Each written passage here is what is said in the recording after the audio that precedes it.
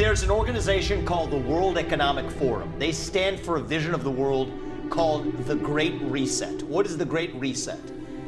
It's a different vision of how we're all supposed to live. It says that we have to dissolve the boundaries between the public sector and the private sector, between governments and companies, between nations, to be able to now work towards what they call the global common good. Yesterday, as I was talking to you about the World Economic Forum's infiltration of governments with their members from their global Young Leaders program, Klaus Schwab, particularly giddy about being able to fill half of Canada's cabinet with its members. Klaus Schwab and World Economic Forum. Like, why is it that they're in every single conversation of people? These guys want to control you. They want to make decisions for you. You know, U.S. will no longer be a superpower. Why would they say such a thing? U.S. pays into World Economic Forum. So, for example, you have Klaus Schwab, who is the head of the World Economic Forum, talking about why why people like Klaus Schwab should basically run things. We'd be worried about the WEF. Should you be worried about the WEF? I'm not a fan of the WEF. I'm not a fan of globalist utopians. look, I got to tell you, I like talking to everybody, and I give everybody the benefit of the doubt. Klaus, this doesn't make any sense. There is no selling the dream. Everything is force, must, you better, all of this. That's just not the American way.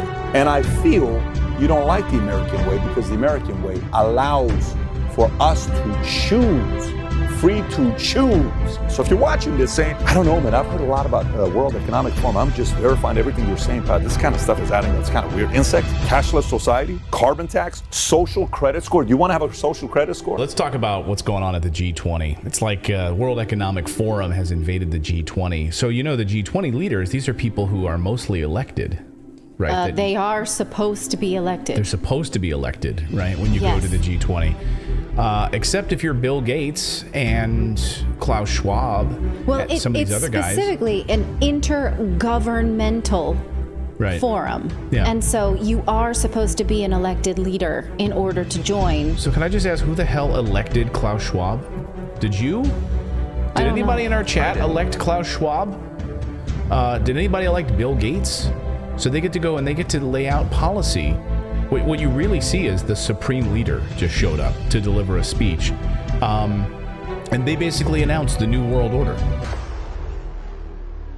Your Royal Highnesses, Excellencies, distinguished heads of state and government, the future is built by us, by a powerful community as you here in this room.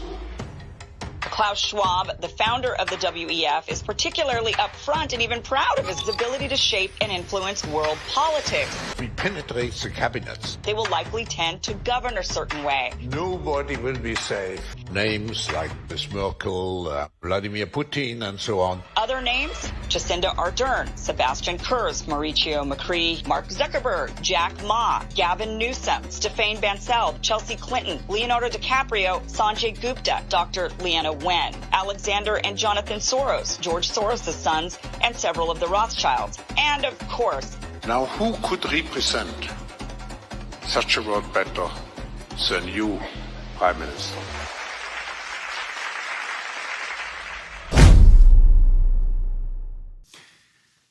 The warning bells are ringing. Listen to them before they turn into sirens. We remain unconvinced that your frightened and self-congratulatory moralizing and intellectual pretension, ignorance of the limits of statistics, and misuse of arithmetic. We do not believe, finally, and most absolutely, that your declared emergency and the panic you sow because of it means that you should now be ceded all necessary authority. So, leave us alone, you centralizers of power, you worshippers of Gaia, you sacrificers of the wealth and property of others, you would-be planetary saviors, you Machiavellian pretenders and virtue signalers, objecting to power, all the while you gathered around you madly. Leave us alone, to prosper or not, as a result of our own choices, as a result of our own actions. in the exercise of our own requisite and irreducible responsibility. Leave us alone, or reap the whirlwind, and watch the terrible destruction of what you purport to save in consequence.